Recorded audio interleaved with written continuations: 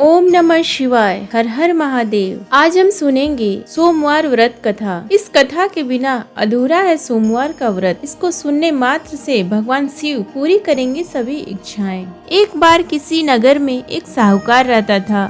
उसके घर में धन की कोई कमी नहीं थी, लेकिन कोई संतान न होने के कारण वह बहुत दुखी था। संतान प्राप्ति के लिए वह हर सोमवार को व्रत रखता था और पूरी श्रद्धा के साथ शिव मंदिर जाकर भगवान शिव और माता पार्वती की पूजा करता था। उसकी भक्ति देखकर एक दिन माँ पार्वती प्रसन्न होकर भगवान शिव से साहूकार की मनोकामना पूर्ण करने का निवेदन किया। पार्वती जी के आग्रह पर भगवान शिव ने कहा कि हे पार्वती, इस संसार में हर प्राणी को उसके कर्मों का फल मिलता है और उसके भाग्य में जो हो उसे भोगना ही पड़ता है।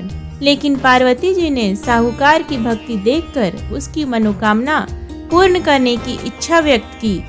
माता पार्वती के आग्रह पर शिव जी ने साहूकार को पुत्र प्राप्ति का वरदान तो दिया, लेकिन उन्होंने बताया कि यह बालक 12 वर्ष तक ही जीवित रहेगा। माता पार्वती और भगवान शिव की बातचीत को साहूकार सुन रहा था, इसलिए उसे न तो इस बात की खुशी थी और ना ही दुख। वह पहले की भांति शिव जी की पूजा करता रहा।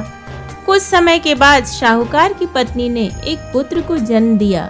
जब वह बालक 11 वर्ष का हुआ तो उसे पढ़ने के लिए काशी भेज दिया गया। साहूकार ने पुत्र के मामा को बुलाकर उसे बहुत सारा धन देने को कहा और कहा कि तुम इस बालक को काशी विद्या प्राप्ति के लिए ले जाओ। तुम लोग रास्ते में यज्ञ कराते जाना और ब्राह्मणों को भोजन दक्षिणा देते हुए जाना।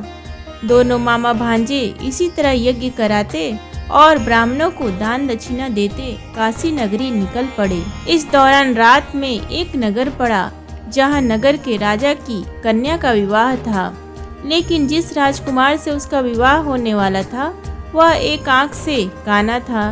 राजकुमार के पिता ने अपने पुत्र के काना होने की बात को छुपाने के लिए सोचा क्यों ना उसने साहूकार के पुत्र को दूल्हा बनाकर राजकुमारी से विवाह करा दूं। विवाह के बाद इसको धन देकर विदा कर दूंगा और राजकुमारी को अपने नगर ले जाऊंगा। लड़के को दूल्हे के वस्त्र पहनाकर राजकुमारी से विवाह करा दिया। साहूकार का पुत्र ईमानदार था, उसे यह बात सही नहीं लगी, इसलिए उसने अवसर पाकर राजकुमारी के दुपट्टे पर लिखा कि तुम्हारा विवाह तो मेरे साथ हुआ है, लेकिन जिस राजकुमार के संग तुम्हें भेजा जाएगा वह एक आंख से काना है।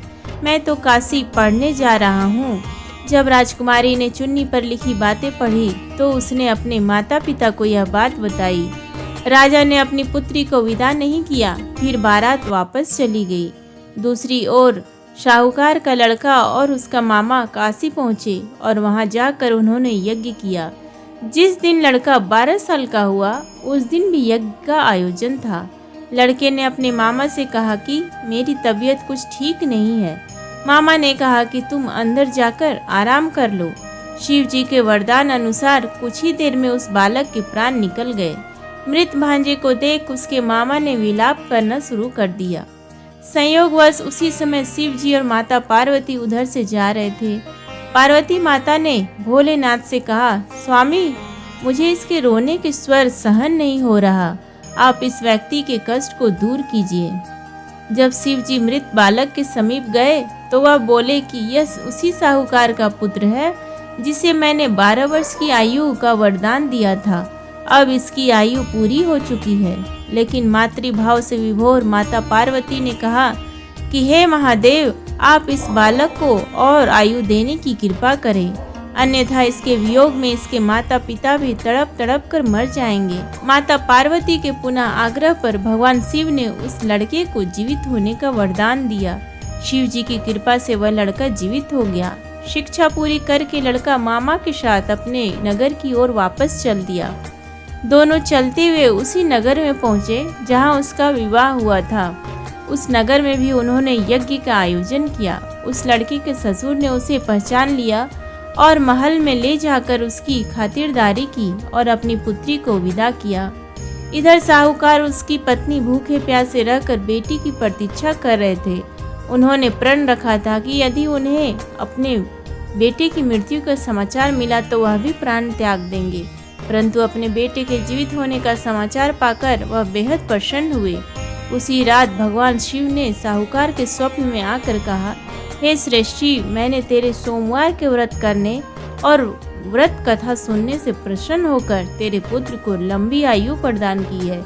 इस प्रकार जो व्यक्ति सोमवार व्रत करता है या कथा सुनता है और पढ़ता है, उसके सभी दुख दूर होते हैं और सभी मनोकामनाएं पूरी होती हैं। उम्मीद करती हूँ आपको ये वीडियो पसंद आया, तो प्लीज़ वीडियो को लाइक और शेयर करें और चैनल को सब्सक्राइब करें। धन्यवाद।